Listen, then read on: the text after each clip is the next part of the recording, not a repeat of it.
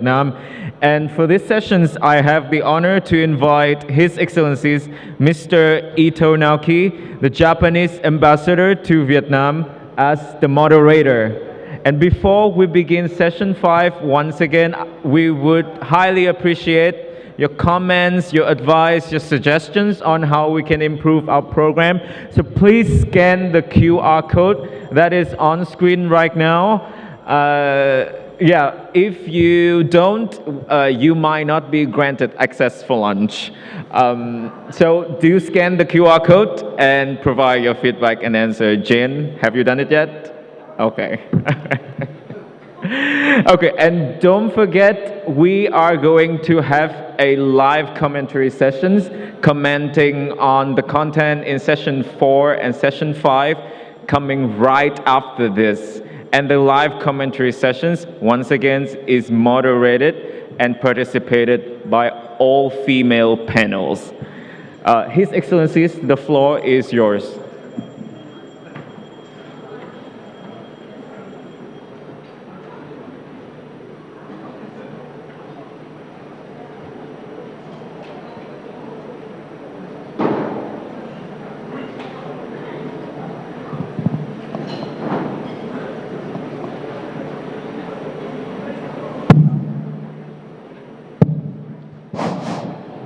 Thank you very much. So I would like to start this session 5. So after such, lively and substantive discussions of the previous sessions, I'm sure that the panel will be able to provide further insight into the relevant matter of mutual concerns, interest. So this session is to focus on the legal principle of non-use of force, non-threat of use of force, and peaceful resolution to the dispute. So we have an excellent panel here, starting with Dr. Yuan Graham, Senior Analyst, Australian Strategy Policy Institute, Professor Lei Xiaoyu, Professor China Institute of Boundary and Ocean Studies, Wuhan University, China. And we have Professor Robert Beckman, Emeritus Professor, Center for International Law, National University of Singapore. And through online, we have Coast Guard Commodore J. Tristan Tariela, Philippine Coast Guard spokesperson on the West Philippine Sea concerns Philippine Coast Guard. I understand, Professor Beckman, this is your 15th or 16th attendance to this conference.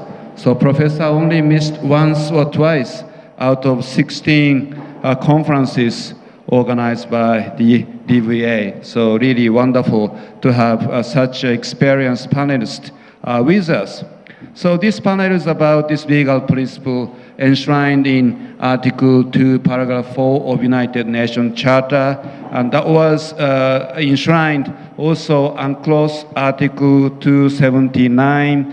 And I think UNCLOS has not only this key obligation to settle disputes by peaceful means, UNCLOS also has relevant articles pursuant to delimitation of exclusive economic zone as well as continental shelf, which talks about basically the importance of exercising self-restraint so that the situation won't be exacerbated.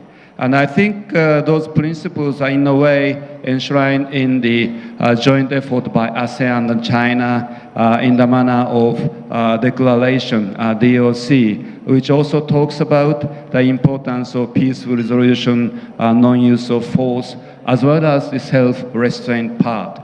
So I think the issue here is how you can, say, reinterpret those legal principles to the present day situation or instability situation. We often see those actions which are not really being helpful to stabilize the situation. So that is not necessarily the use of force, But the short of that, say, actions which could deteriorate the situation, including collision of ships, or including radar irradiation or firing flares, or even dangerous and coercive use of Coast Guard vessels and so forth.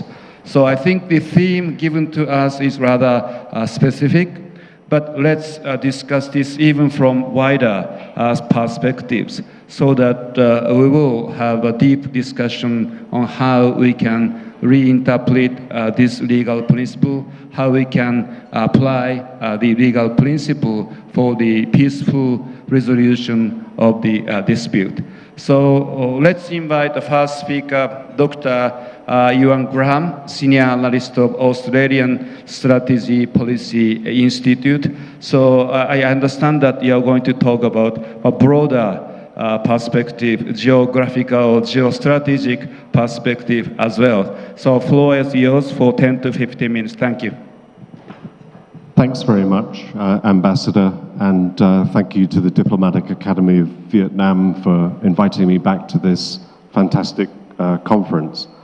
As you said, I'm going to take the liberty of talking around the topic. When you have Professor Bob Beckman as a fellow panelist, you don't try to out-lawyer the lawyer on the panel. So I'm going to stick in my own preferred swim lane of security and defense analysis. I think it's relevant that the key phrase in this panel comes from paragraph 4 of the 2002 Declaration on a Code of Conduct of Parties in the South China Sea, which includes a reference to without resorting to the threat or use of force through friendly consultations, negotiations, etc. So it's there in the rubric, and presumably that will be something that is carried across to the code of conduct in whatever form it eventually transpires. But I'm not going to dwell on the minutiae or the legal definitions. I will mainly relate the potential use of force in the South China Sea to the balance of power and to the regional security dynamics of the Indo-Pacific, especially those which are distinctive to Southeast Asia. And I'll leave international law to my better qualified fellow panelists. I'd like to flag up front, and with an apology to those in session 7, which specifically is on deterrence, but I think it's important to flag the importance of deterrence and compellence as strategic concepts, but also that they function as two-way streets. This may sound like a statement of the obvious, but Western strategists commonly talk about the need to deter other countries. That's also very much the tenor of the Australian defence debate at the moment. But they have a blind spot, I think, when it comes to being deterred or even compelled themselves. That's what I mean about this being a two-way street. And I think it's important to state that the period of long peace in the Indo-Pacific over the last 50 years or so owes much to the stability brought by the United States. But it's frequently ignored that the United States and its allies have also been successfully deterred to a significant degree, not only by China, but by North Korea as well. And I think that's important to recognize as part of the strategic dynamic. This helps to explain why the Indo-Pacific is an unusual region when it comes to international disputes and the use of armed force. On the one hand, global economic military power is concentrated here. There are a number of on-running territorial disputes and other sources of tension between states. But compared with other regions, certainly the Middle East, but including even Europe, there have been remarkably few armed conflicts between states in the past half-century. It's something of a paradox.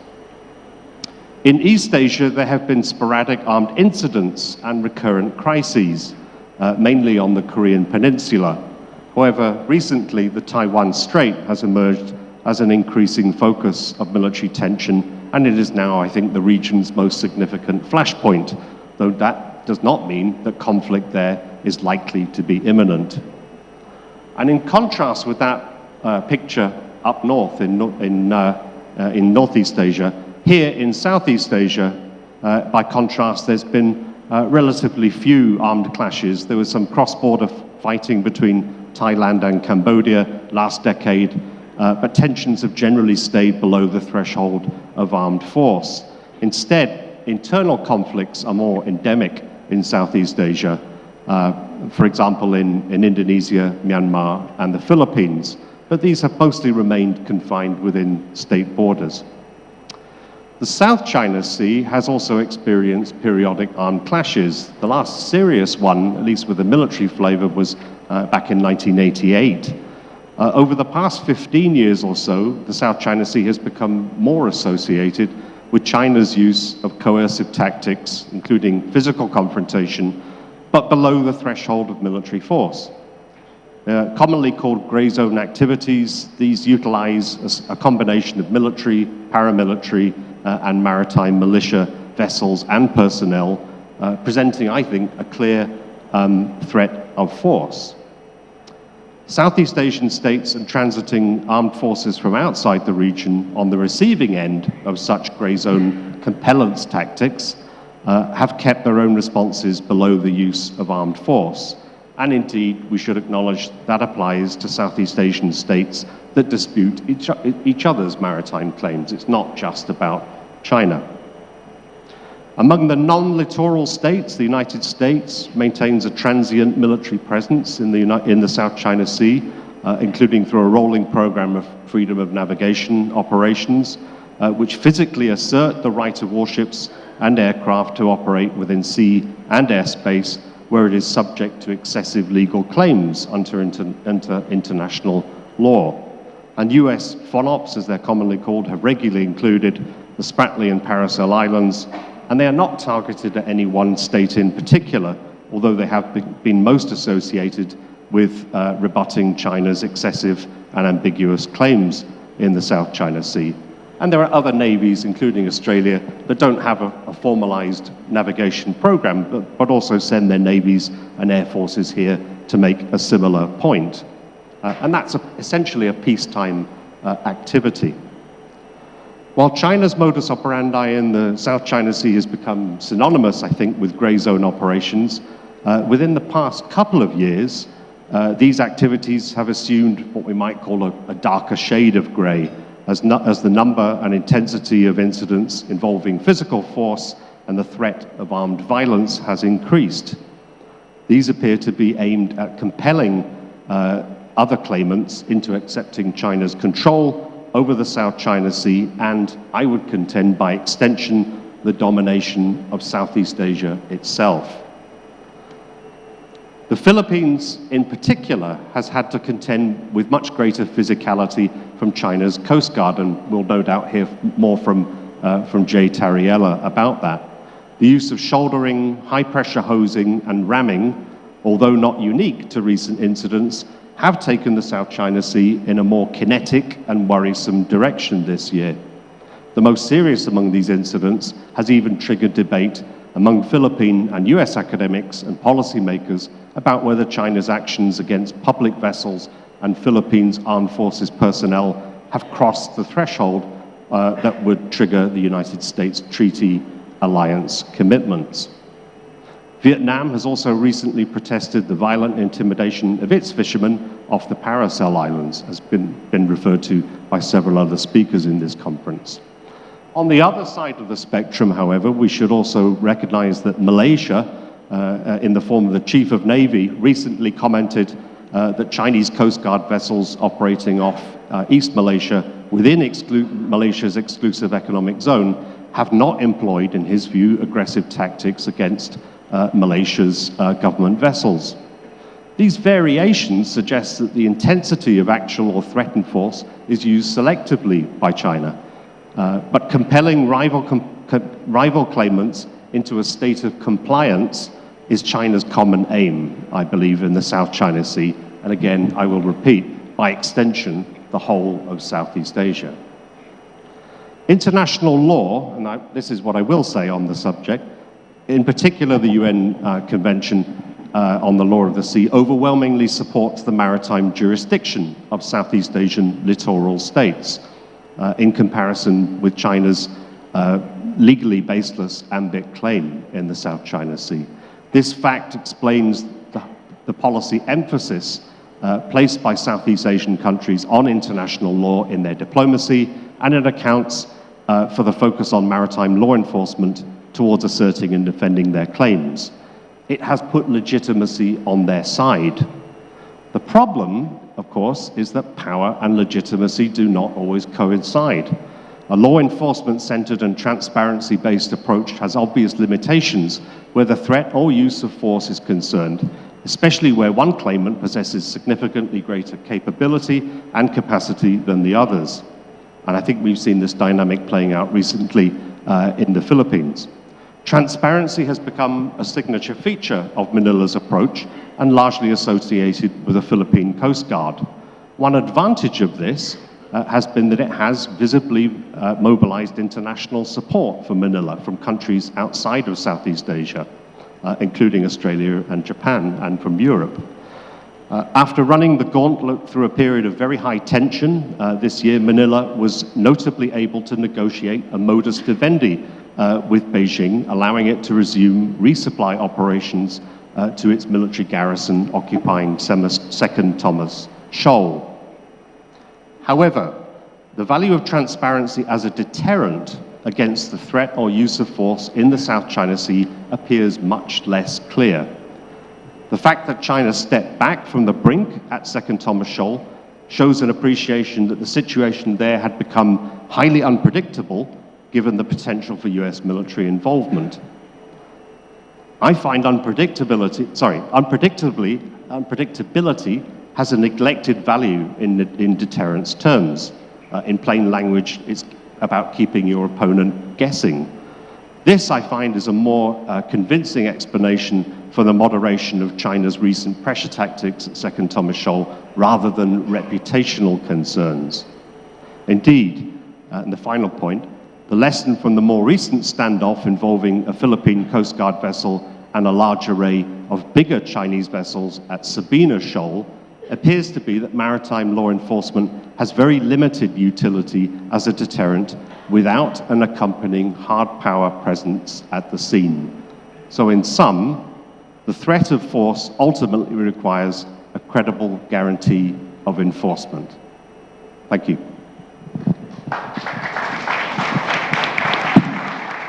So thank you, Ewan, for giving us a very wonderful introductory presentation and recapping the recent incidents which are taking place in the South China Sea area.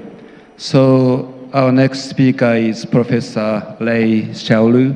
So obviously I have no complaint about balancing of gender, nor the geopolitical, geographical balancing of panelists with us. So floor is yours, Professor Xiaolu. Thank you. Thank you, Ambassador. Good morning, ladies and gentlemen. First of all, I would express my gratitude to the organizers, DAV, for having me here. I really learned a lot for the 2 days meeting. Today, I believe I will concentrate on the peaceful resolution of international dispute and its implications in the South China Sea, especially for the dispute management in the South China Sea. And the obligation of a peaceful settlement of international dispute, as codified in Articles 23 and 33 of the UN Charter, requires states to settle their dispute by peaceful means. It also repeated in the Article 279 of the UNCLOS. And in the military and the paramilitary activities in and against the Nicaragua case, the ICJ identified the principle as the parties to any dispute, particularly any dispute the continuance of which is likely to endanger the maintenance of international peace and security, should seek a solution by peaceful means. And this principle is also outlined in the Friendly Relations Declarations and other instruments. The obligation of peaceful settlement of international dispute is often considered as the corollary of the obligation of non-use or threat of use of force. Development of the principle is parallel to the principle of the limitation and prohibition of use of force. So first of all, I'd like to say some of my understandings on the use of force. In international law, it is very controversial to identify the definition of use of force or the force itself, as indicated in the ILA report in 2018. The controversial relies on whether there is a minimum or de minimis threshold for the use of force. And just as Yuan just mentioned, there is a mixed use of the military and the paramilitary forces will lead to the identification of the use of force in law enforcement contests or in hostilities become more difficult. And there's a series of international cases before the ITLOS and the Arbitral Tribunal concerning on the distinction between the law enforcement activities and the military activities under the UNCLOS. For example, the three naval vessels cases between the Ukraine and the Russia Federation. In the provisional measures phases, the ethos indicates that the distinction between the two, primarily on the objective assessment on the alleged activity and taking into consideration of all relevant circumstances. And in the subsequent cases, the arbitral tribunals believes that the use of force alone, the vessels get involved, and a statement by the parties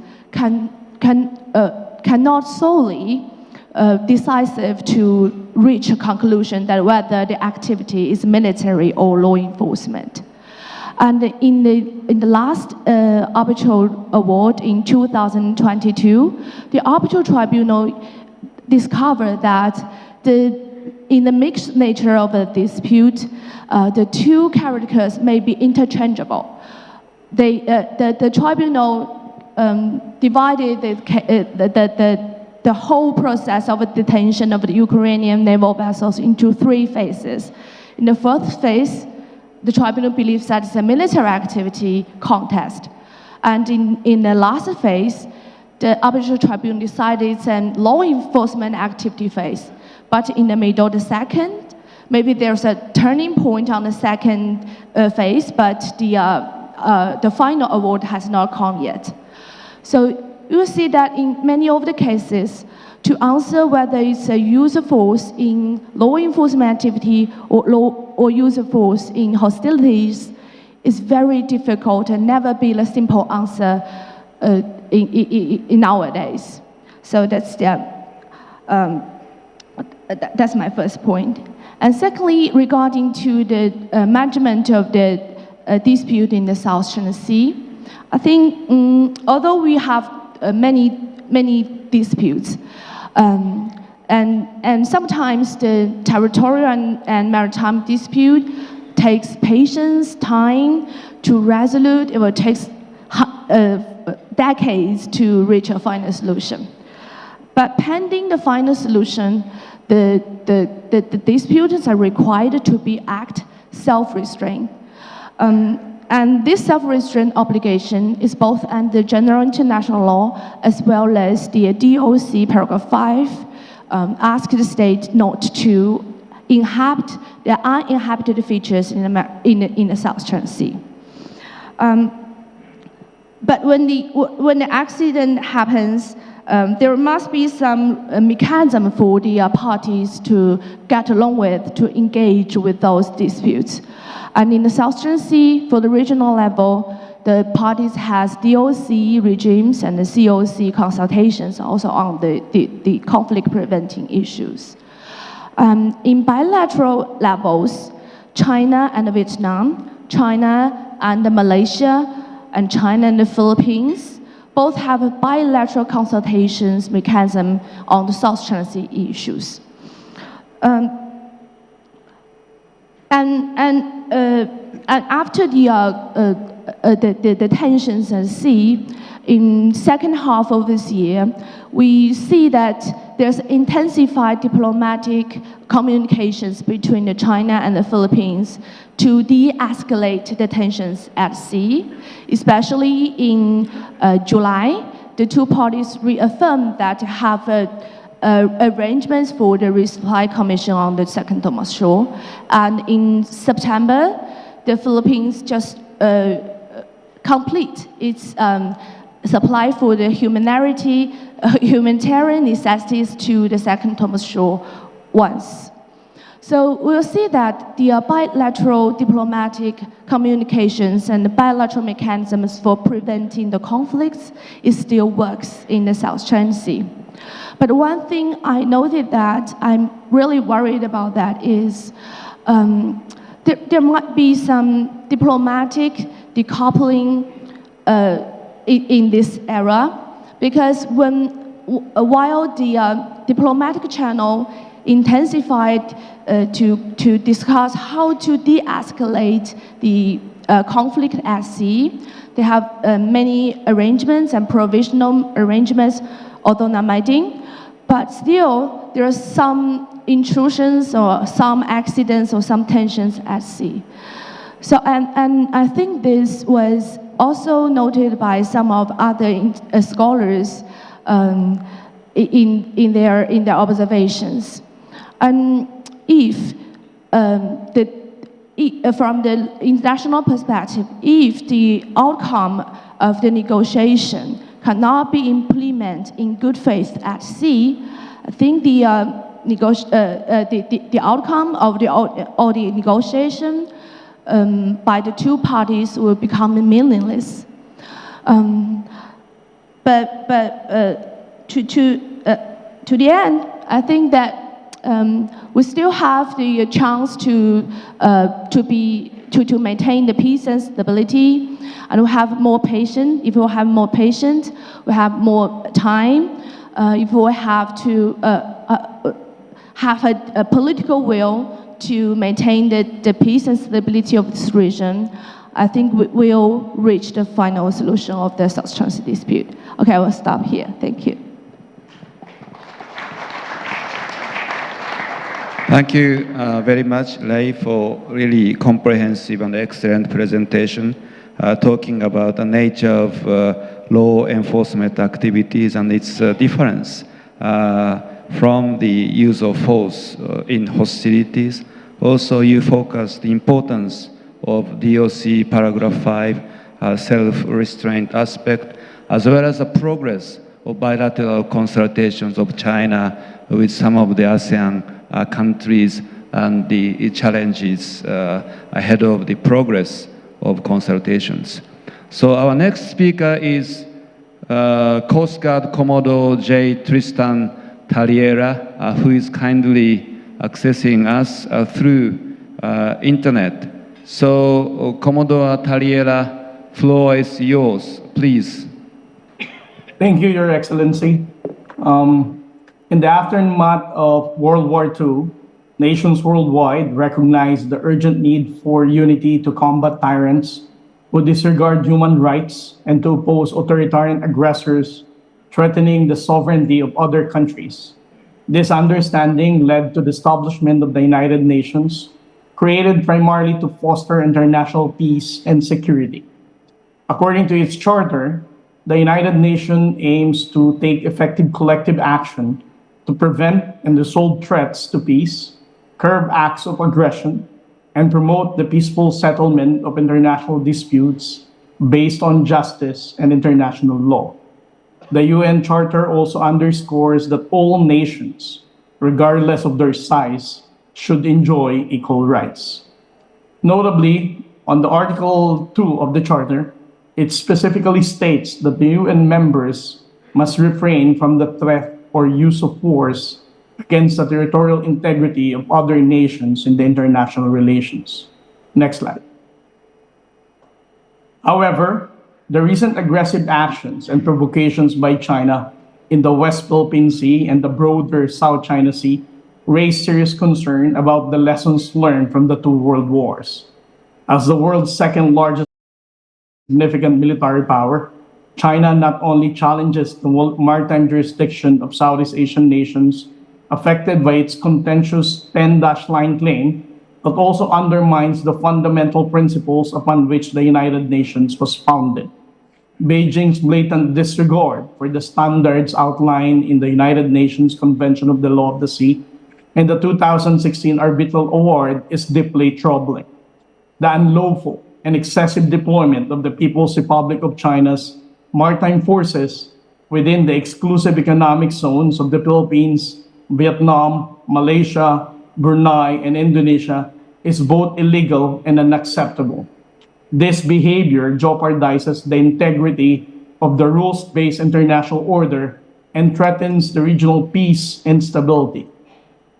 As a result, we must grapple as to how are we going to classify China's aggressive and harassing actions in the South China Sea, whether these are warranted to be classified as using force to advance their territorial claim and violate the sovereignty of other nations. Next slide. These actions are often cloaked in the guise of maritime law enforcement, as if they possess legitimacy in conducting such patrols.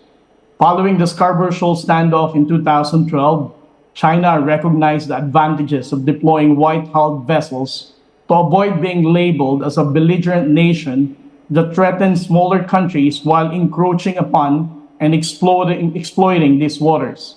This strategic shift led to the reorganization of the Chinese Maritime Enforcement Agency in 2013, consolidating various maritime administrative agencies into one. This consolidation has enabled Beijing to pursue a more coherent and aggressive strategy, pretending to be carrying out maritime law enforcement in somebody else's waters. Next slide. The ambiguous strategic deployment of the Chinese Coast Guard is further reinforced by its Chinese maritime militia. Numerous academic publications have highlighted that these vessels are not ordinary fishing boats, but are instead linked to the Chinese military establishment. The deceptive appearance of these vessels as mere fishing boats conceals their true purpose, that is to support China's objectives in occupying maritime features and ultimately gaining effective control over them. This has been documented by the Philippine government, which has noted how these vessels facilitate harassment and provocation not only against Filipino fishermen, but also against the Philippine Coast Guard vessels. Their presence also aid the illegal maritime scientific research conducted by the Chinese research vessels within the exclusive economic zones of other countries. Next slide. In the Philippines, we have first-hand experience with the illegal, coercive, aggressive, and deceptive actions of the People's Republic of China, utilizing both their white hulls and Chinese maritime militia. They often assert that their operations represent reasonable, legitimate, and professional law enforcement, even as they engage in barbaric actions against our vessels. The Philippines has faced incidents involving military-grade lasers that even temporarily blinded our own crew, water cannon attacks from jet streams that damage our vessels, high-speed jamming incidents disregarding the safety of our crew, and most alarmingly, the boarding of our Philippine Navy rigid hull inflatable boat by Chinese Coast Guard personnel armed with knives, axes, and machetes, who subsequently ransacked the boat and even resulted to one of our personnel losing a finger. Next slide. While the Philippine government under President Ferdinand Marcos Jr. remains to be the only national leader in the region that courageously calls out China's violation and exposes them to the international community, our neighboring countries are also facing egregious and illegal actions from Beijing. For instance, Chinese Coast Guard vessels continue to harass Malaysia's oil and gas exploration efforts at Lucuña Shoals, which lies within Malaysia's exclusive economic zone. In Vietnam, Foreign Ministry spokesperson Pham Thu Hang has stated that their country has lodged a strong protest with the Chinese embassy in Hanoi demanding respect for Vietnam's sovereignty. She condemned the actions of the Chinese forces, expressing that Vietnam is extremely concerned, indignant, and firmly protests the harsh treatment of the Vietnamese fishermen and their boats operating in the parcel island.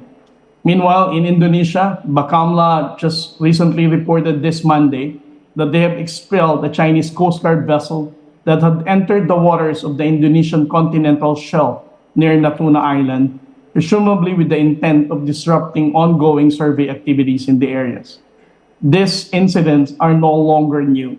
The harassment and illegal deployment of Chinese Coast Guard have been ongoing ever since Beijing became economically stable to construct white-hulled vessels to further the territorial claims outlined by their 10-line. It's almost comical to hear Chinese Coast Guard on the radio, as documented by MMEA, Bakamla, Vietnam Coast Guard, and the Philippine Coast Guard, wherein the Chinese Coast Guard operators assert that they have indisputable sovereignty over waters that clearly fall within the exclusive economic zone of this country. This is just another aspect of their cunning strategy to disguise their actions as legitimate incursions, consistently framing them as lawful, professional, and resolute. Returning to the question of how are we going to classify Chinese aggressive and harassing actions in the South China Sea, we must consider whether these actions warrant classification as the use of force to advance their illegal territorial claims and obviously violate the sovereignty of other nations. Is the deliberate ramming or the water cannoning and even physical attack to the fishermen is, if not considered a use of force, is the means for China to peacefully settle the dispute in the South China Sea? It is important for us to engage in this discussion and assess how we can address China's cunning tactics to circumvent established principles regarding the threat or use of force against the territorial integrity. Therefore, I am only proposing 3 policy recommendations aimed at maintaining peace in the region and preventing conflict. First, we must establish a common understanding and mutual respect regarding what is considered right, acceptable, lawful, and fair among all state actors in the region. Second, it is crucial for us to ensure transparency by highlighting the unlawful actions of other nations. We should not hesitate to call out violations of international law. And lastly, we should engage in collective action that urges states to adhere to established norms and international regulation. Concerning the first proposed action of establishing a common understanding and mutual respect, it is essential for us to reach a clear and reciprocal consensus on our position. This shared understanding should be based on international law and treaty obligations that promote fairness and equality, rather than being swayed by competing national interests. Additionally, respect should not be imposed by larger, more powerful states upon smaller and weaker ones. It must arise from the mutual recognition of each nation's status as co-equals in the international relations, rooted in the principle of sovereign equality. For the second point, transparency in exposing the illegal activities and unlawful actions of other nations is crucial, regardless of your diplomatic ties. Remaining silent about such bullying tactics is tantamount to condoning such action. It is imperative to publicly disclose the unlawful action of the state actors to ensure that they do not undermine the established rules-based order. Regarding the third point, I firmly believe that the collective action among the majority of countries worldwide is vital in our struggle against nations that seek to dismantle the current rules-based order and weaken the international law. We must remember the lessons from the 2 world wars. Neutrality often equates to condoning the aggressive actions of powerful nations. We should not wait until such aggression impacts our own territories before we take a stand. In conclusion, I want to emphasize that the Philippine struggle in the West Philippine Sea extends beyond our sovereignty. It is a fight for everyone who are present here in this conference. Allowing China to flout the established rules-based order threatens the very foundation upon which we all depend. If we permit this, countries worldwide may forget why this order was created in the first place. Nations could begin to doubt the importance of adhering to the international law if powerful bullies can easily violate it.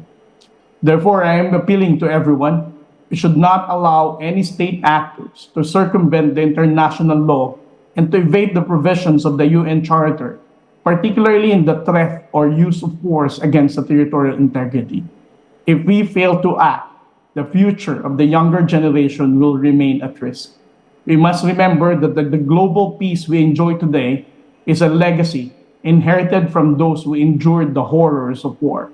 Our obligations right now is to preserve and maintain it. Thank you very much.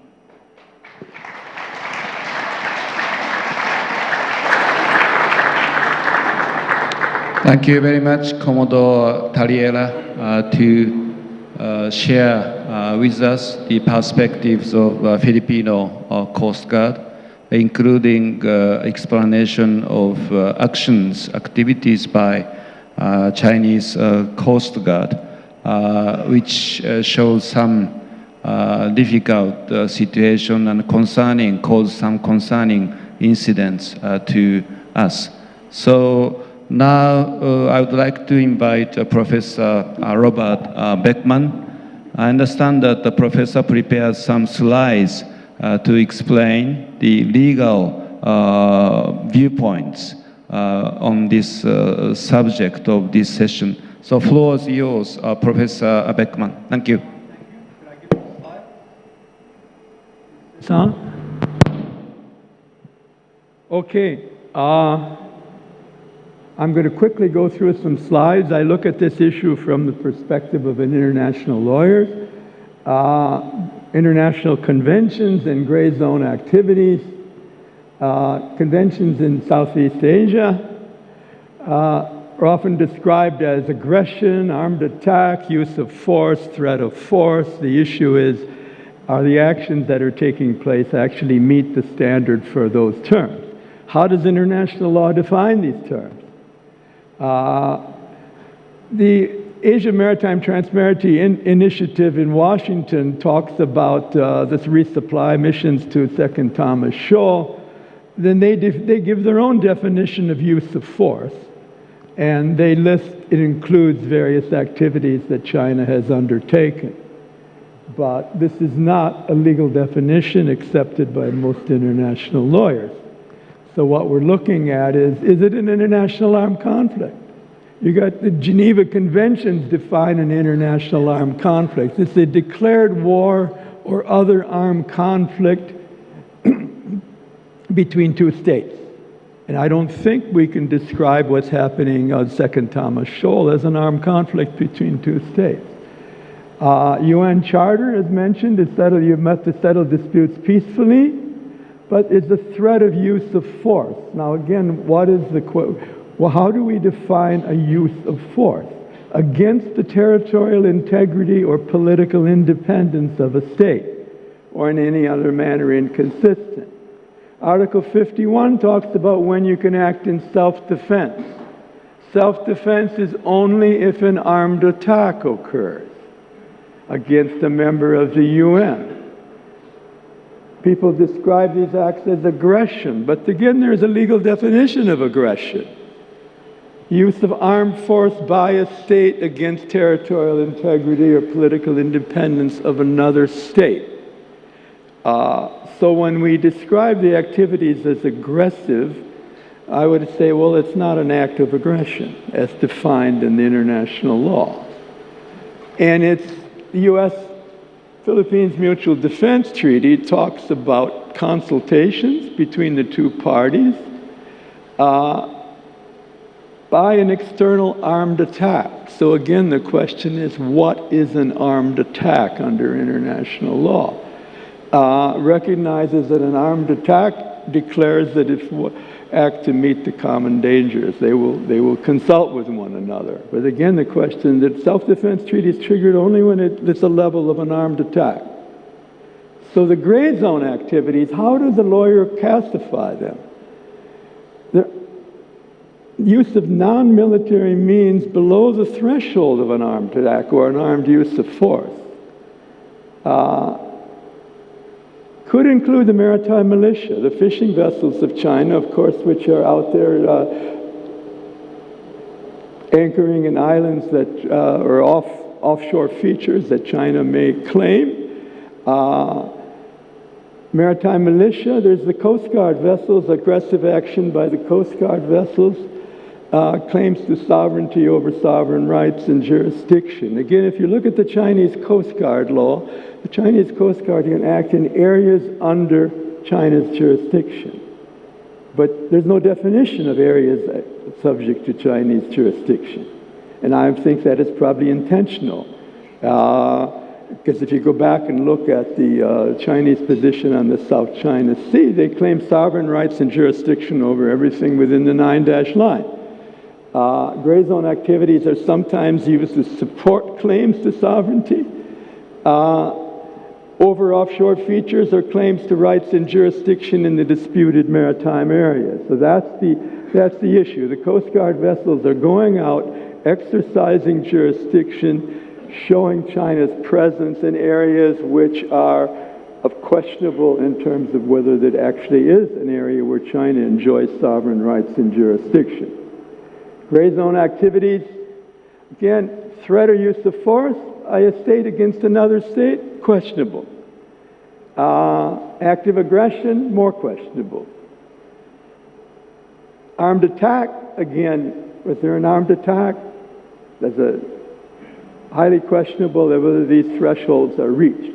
So what are the acts in the gray zone? To what extent can you attribute them to China and under the rules of state responsibility? There we look to another, the ILC International Law Commission Articles on State Responsibility, adopted in 2001, form the basic rules on international responsibility of states. You're responsible for wrongful acts or omissions, generally considered to state the rules of customary international law.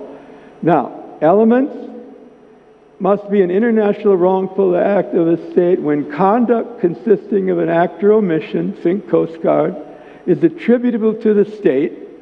That means even it's a fishing vessel, maybe it's attributable to the state when it's a breach of an international obligation. Attribution of conduct has to be an organ of the state. Clearly, the conduct of persons or entities exercising elements of government authority. That's when you get into fishing vessels and maritime militia. Coast Guard would be an organ of the state. Fishing vessels might be entities exercising elements of government authority, or they might be conduct directed or controlled by the state. We'll look at those articles very quickly. Conduct of a state organ is a state. That's very clear. If it exercises power of a state, these slides can be available. Conduct of persons or entities exercising not an organ of the state, but it's empowered by the law of that state to exercise elements of government authority. Some of the vessels out there might have the power under the Chinese government rules to exercise government authority.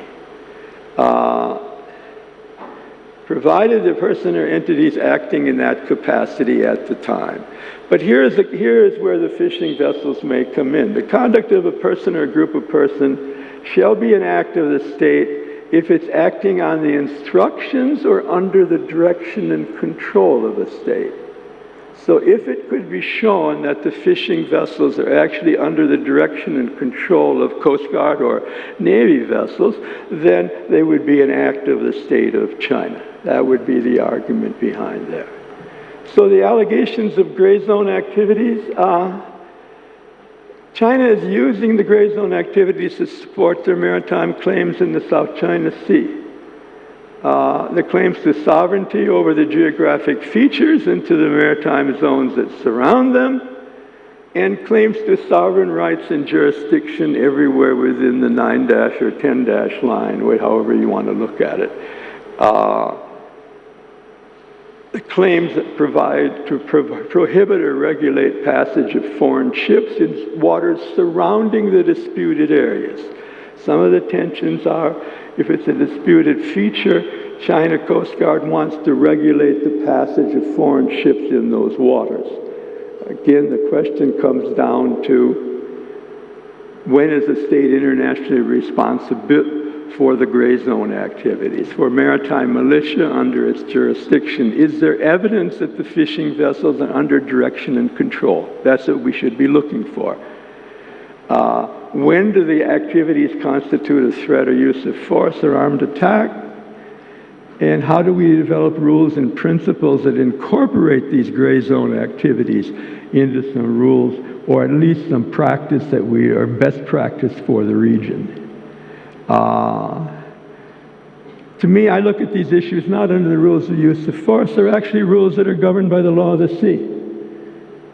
They're disputed maritime areas. UNCLOS, state parties to the Law of the Sea Convention, can be held responsible for acts of their agencies or its government actions of private entities that are under the jurisdiction and control of the state entities. And what we're really talking about is this map, right? We're talking about the map on the left is the 9- and 10- line, and we're talking about the map on the right shows the economic zones of the coastal states of 200 nautical miles measured from their baselines along their territorial sea. And you see there's a huge, huge overlap between the 9- line and 10- line. China, in effect, is claiming sovereign rights and jurisdiction over almost the entire South China Sea, which overlaps completely with the exclusive economic zones of Philippines, Malaysia, even Indonesia and Vietnam. So this is the fundamental issue. Who can exercise rights and jurisdiction in that area? The area that we're talking about, this is the decision of the tribunal in the South China Sea case. The pink, red shaded in pink is the claim of China. The lines in the middle, of course, are showing the economic zones of the coastal states. The white, the circle, the white areas with the circles around them with the red are the so-called islands or high tide features. The tribunal said all of those are the disputed islands. Whoever occupies them is not their issue, but whoever as sovereignty has a 12-mile territorial sea around those features, none of the features are entitled to an economic zone. That's what the law of the sea has determined. The area it's circled in red is where Second Thomas Shoal is and where Mischief Reef is. The tribunal said that Mischief Reef, occupied by China, is a low tide elevation, more than 12 miles from any island, and therefore it's entitled to no maritime zones, and China has no jurisdiction. In theory, it's under the jurisdiction, it's in the economic zone of the Philippines, so it's under the jurisdiction of the Philippines. Similarly, but there's a military base on it belonging to China. Second Thomas Shoal is the other one within that. Second Thomas Shoal is a low tide elevation, more than 12 miles from any island, and therefore it is simply an island, it's a feature in the economic zone of the Philippines, which is under the jurisdiction of the Philippines under international law. China, of course, does not recognize this award and this decision, and that's the source of the conflict. So my own view on this, let's not try to reinterpret the rules on use of force. There is a compulsory binding dispute settlement system in the Law of the Sea Convention, which could be invoked over the issues that are arising with respect to the activities. Thank you very much.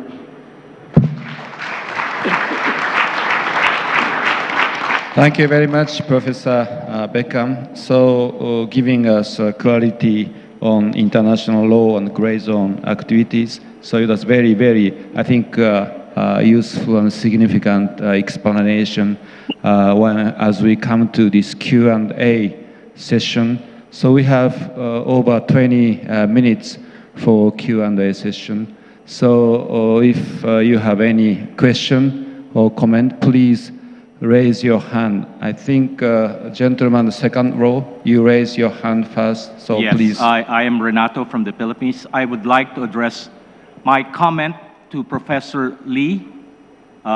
In your last part of your presentation, you mentioned the need for the states to exercise restraint, patience, and of course, also observing the rules and norms. But of course, and the reality is China is the biggest country in the region. China has the second largest economy in the region. Of course, China is also proud of the fact that it's a cradle of civilization. So when you talk about the importance of restraint and patience, do you think China should exercise more restraint and patience given the fact that, of course, China is a great power. China is a member of the Security Council. China, of course, could basically call the shots when it comes to the South China Sea issue. What's your response and comment to this? I'd like to invite one or two more questions before asking panelists to answer the question. The lady on the 1 to 3rd row, yes? Yes, thank you. Daniela Braun. I'm from the Konrad Adenauer Foundation based in the Philippines. My question goes to Commodore J. Terriella, but I would be also interested to hear from Dr. Graham because it's on the transparency initiative of the current government of the Philippines. And Dr. Graham also mentioned the value of transparency for deterrence, so I would be curious to hear your thoughts as well. So there are, of course, also critical voices to this approach because it carries also some risks, but I would be interested to hear from Jay Terriella what would be your answer to these critical voices? What has this approach achieved so far, and in what regards do you think it should be developed further? Thank you so much. So one more question. So gentleman on the 2nd row, yes. This is a request for clarification from Bob Beckman to do with gray zone tactics and activities in the South China Sea, because I understood you to say that to come under the definition of armed aggression for the purposes of international law, an activity, gray zone activity, has to be attributable to a state. That's what I understood you to say, and correct me if I'm wrong. Now, I think there's enough evidence out there detailing the role of China's enforcement agencies in gray zone activities throughout the South China Sea, the control, the communications, the recruitment of fishermen and retired military personnel who actually work and operate these vessels, the militia and so forth, and communication between them, how all this is coordinated by the Coast Guard and comes under the maritime enforcement agencies. Doesn't this suffice? Doesn't this evidence out there suffice for attribution to a particular state for the purposes of armed aggression? You got the question? Yeah, okay. So, yeah, I think questions are addressed to all the 4 panelists. So first, Lee, you answer the first question, please.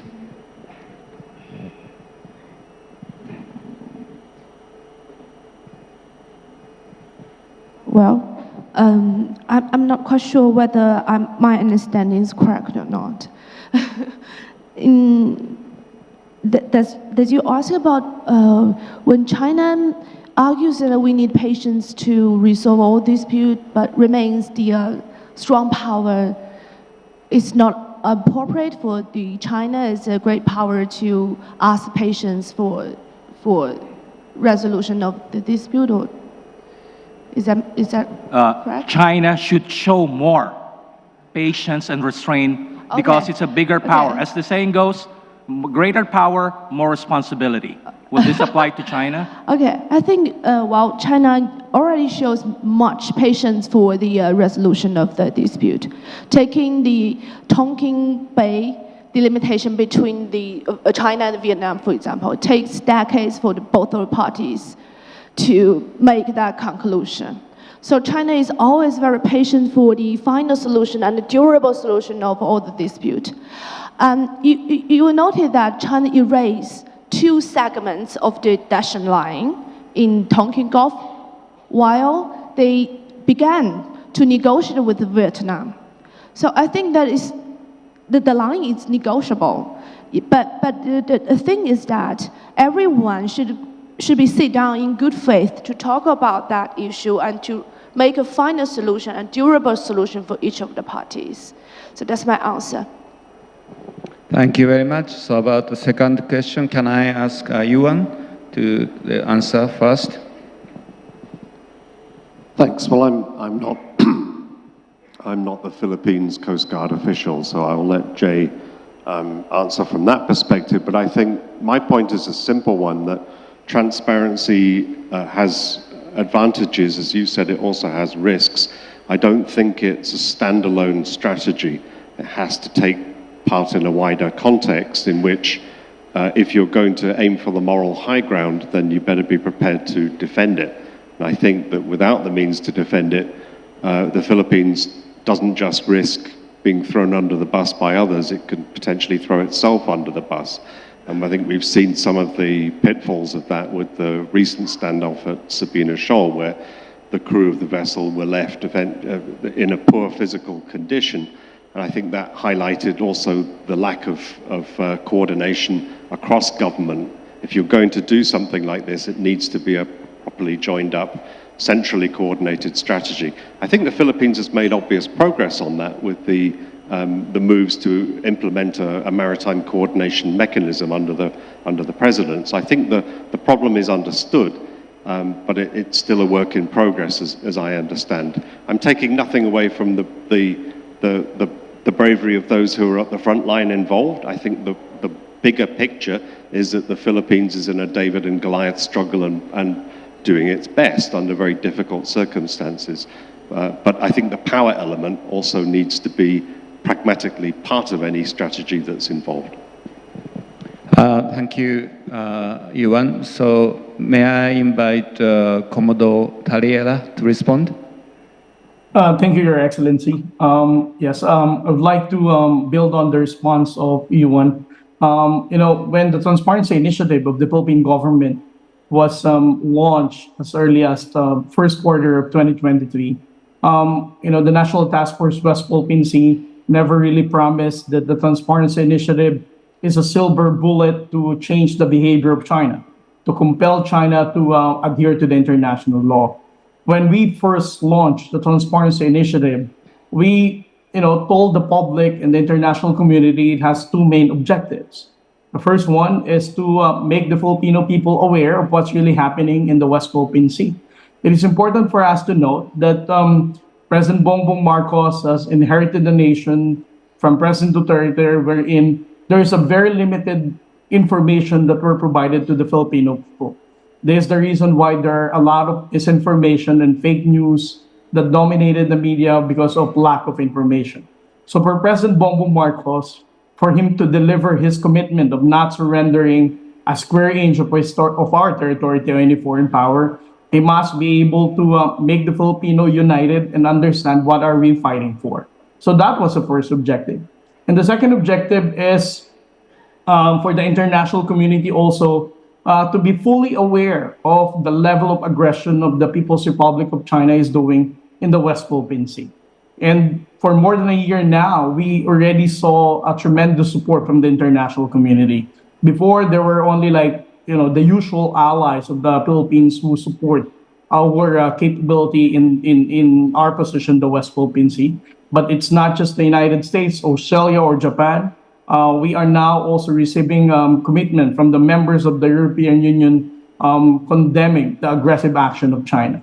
So if you're going to ask me whether the transparency effort of the Philippine government in the West Philippine Sea is something that is beneficial and has impact in our position, the West Philippine Sea, I would say we are successful in attaining our objectives. But again, there are maritime security scholars that are saying it is not effective because it's not changing the behavior of China.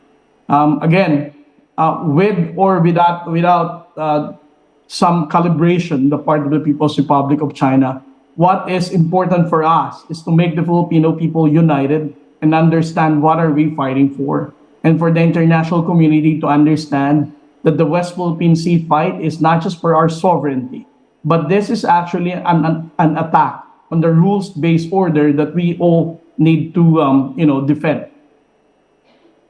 Thank you very much, Commodore, for your reply. So, Bob, please. Yeah, to respond to Les's question, the Coast Guard vessels of China, the actions are directly attributable to China because it's a state organ. The fishing vessels, if you have evidence that they're under the control of the Coast Guard or other government agencies, you'd have to have somehow eavesdropping on their communications or whatever, then China would also, they would actually be attributable to China for purposes.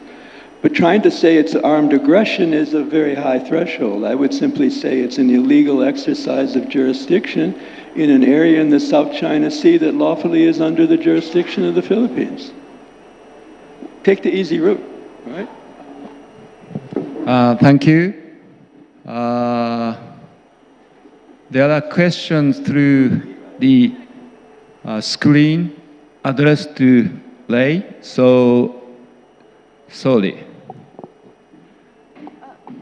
Can you read? Given the different bases of UOF, law enforcement shouldn't operate in contested areas because the purpose is to assert its claims, not fight crimes. Another question addressed Lei's. Do you think the SCS calls for solving disputes urgently to establish each's legitimate maritime zones so that law enforcement can exercise their authority? Okay, I think I will combine the two together to make a whole response. And I think the question or the core issue of the South China Sea is that there is still territorial sovereignty dispute in this area. China never give up to argue or claim all the four groups of islands, the sovereignty over four groups of islands. So I don't think in a short time there will be a very successful, legitimate maritime zones in the South China Sea. But pending the final solution of the dispute, I think the urgent in this area is calling for more communications between the parties. For example, yesterday, China has confirmed that it has made an arrangement between China and India on the border issues.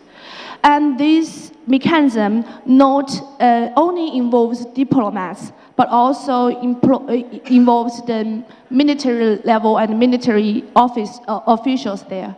So I think maybe owning the diplomatic channel is not enough. If we really want to manage the dispute at sea, I think it's urgent for both of China and the Philippines diplomats and the Coast Guards and military personnel will sit together to make a arrangement for the management of the conflict at sea. So it's my answer to these questions. Yeah, thank you. And for the contest issues, if you look into the international jurisprudence or the cases, I don't think it's a short answer to whether there is law enforcement activities in the contested waters. We look into the Suriname-Guyana case. Yes, it says that in the contested waters, more akin to use of force. But in the Ukraine and Russia Federation case, also in seawater, concerning about relating to the sovereignty over Crimea problems or issues, and to assessment of the activities there is still pending. It's still case-by-case assessment of the natures of the law enforcement activities or the military activities. That's my answer. Thank you. Commodore Tariela, you have any comment?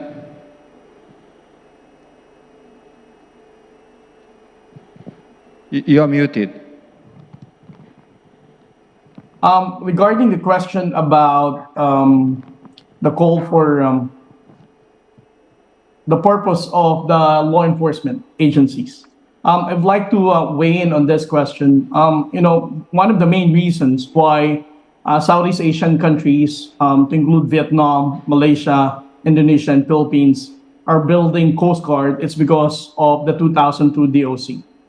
We have all agreed upon that nobody is going to militarize the issue in the entire South China Sea. Among Southeast Asian countries, we understood that limitation for us to build on our Coast Guard organizations so that nobody is going to escalate or provoke anybody. And the presence of White House in maintaining our patrols in our occupied territories is not something to be interpreted as provocative with other claimant states. The only problem we have right now is the Chinese Coast Guard. These white hulled vessels are the ones that are carrying out gray zone activities that harass fishermen, not just for the Philippines, but even the entire Southeast Asia. So the issue of the law enforcement vessels in the South China Sea is not something that is worrisome among Southeast Asian countries. This only becomes an issue because the Chinese Coast Guard is using it differently. Thank you, Commodore. So we have 5 more minutes, so maybe last round of questions. So yes, the very end of the room. So gentlemen, yes, please. Yeah, those two gentlemen. Yeah, first you and then you. Yeah. Thank you, Your Excellencies. My name is Himrat Smay, Executive Director of the Cambodian Center for Regional Could you Studies. speak more loudly? Yeah. Thank you, Your Excellency. My name is Himrat Smay, Executive Director of the Cambodian Center for Regional Studies. I have 2 questions, short one. The first one to Professor Beckman. The Treaty of Amity and Cooperation, TAC, the principle of use, non-use, and threat to use of force is central to TAC. So, but the implementation of TAC seems not to be effective. In the case of Cambodia, Thailand Privy issue in 2011, the oil rig issue between China and Vietnam in 2014, and the recent incident involving China and Philippines and Vietnam in the South China Sea. The implementation in response to those issues are not there. So to Professor Beckman, should we seriously revisit the TAC, especially the implementation, the compliance, and the enforcement aspects? That's my first question. The second question is to Dr. Graham. In your view... Just one question, please, sorry. Okay. Yeah, next gentleman.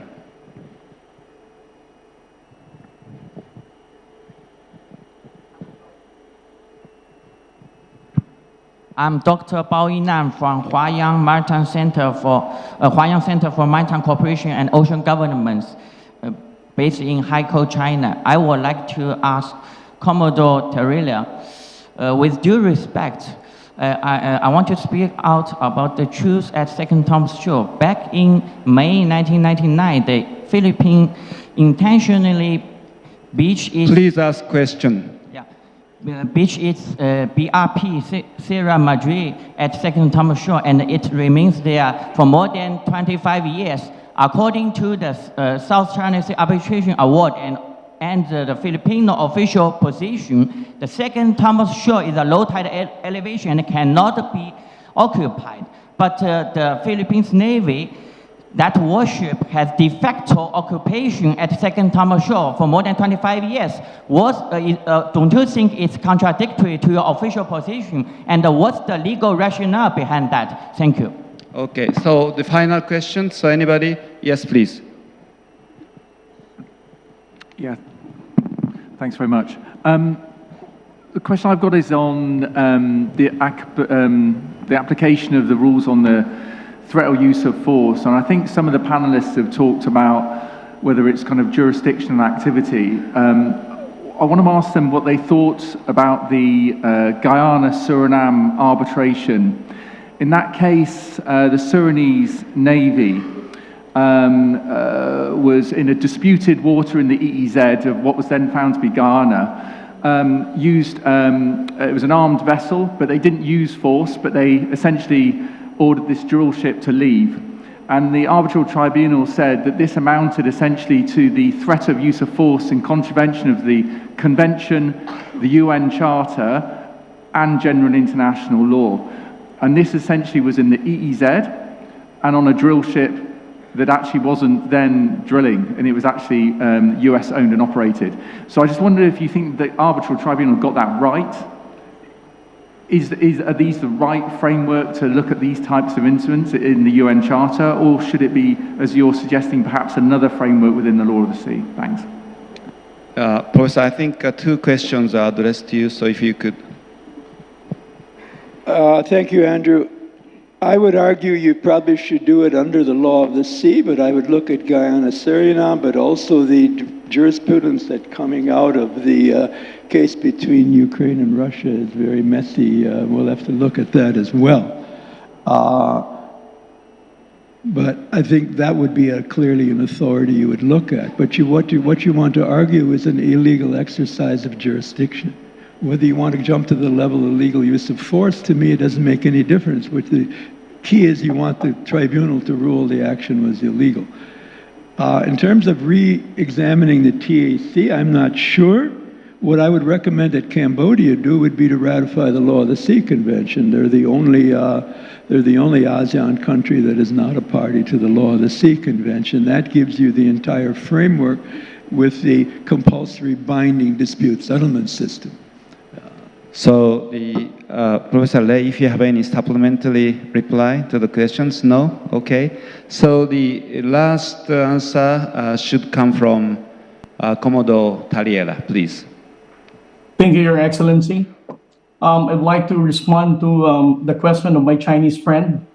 You know, I think there is something missing with your historical memory about the reason why the Philippines has decided to ran aground BRP Sierra Madre in 1999. The main reason why the Philippine government under President Eva Estrada decided to run aground BRP Sierra Madre in 1999, it's because the Chinese government has occupied Mischief Reef in 1995. And when you were questioned by then President Ramos why the Chinese government occupied Mischief Reef in 1995, your reason then is that it is intended to be a Chinese fisherman shelter to be used by everybody who are in fishing in that area. But moving, fast forward in the future time, you have reclaimed Mischief Reef as a military base, and just to remind you, that falls within our own exclusive economic zone. In 1999, when we decided to run aground BRP Sierra Madre in Ayungin Shoal, we have all the right because that falls within our own exclusive economic zone. Not People's Republic of China has the right to question the decision of the Philippine government then, because the 2002, the DOC was only signed in 2002. Thank you. Thank you very much, Commodore Taleira. So I think we could continue further, but unfortunately, time's up 5 minutes ago. So let's conclude this session and give a big applause to each one of the panelists. Thank you so much. Thank you. I would correct you on one point. It's not a question of territorial sovereignty. It's a question of sovereign rights and jurisdiction. We only have territorial sovereignty 12 miles away. Right? So you're making it back to the... Technical team, can I have the QR code on screen, please? Okay. Well, thank you, Excellency Ambassador. Thank you, our distinguished speakers. Now it is time for lunch, but before the lunch, I just want to remind you once again, this is the QR code. Feel free to scan it. Okay. It's anonymous. Your honest feedback is always appreciated so that we can improve our organizational and content in the upcoming years. And now, before we head to lunch, I would also like to remind you that we are going to have a live commentary section right here. And the live commentary is going to be hosted by our very own Dr. Nguyễn Thị Lan Hương, and also a panel featuring 3 prominent female panelists on legal experts. Feel free to stick around. The lunch is going to take place in the same venue yesterday, so follow the assistant team to the left side my left side, to this exists. But yes, don't I don't think you want to miss the live commentary that is going to happen right now. So feel free to stick around, and we'll be back at 1:15 sharp for sessions number 6. And once again, thank you everyone watching online. Thank you for all the questions. Please keep them coming. We highly appreciate them, and we try our best to accommodate to all of the incoming questions. Thank you, and see you all.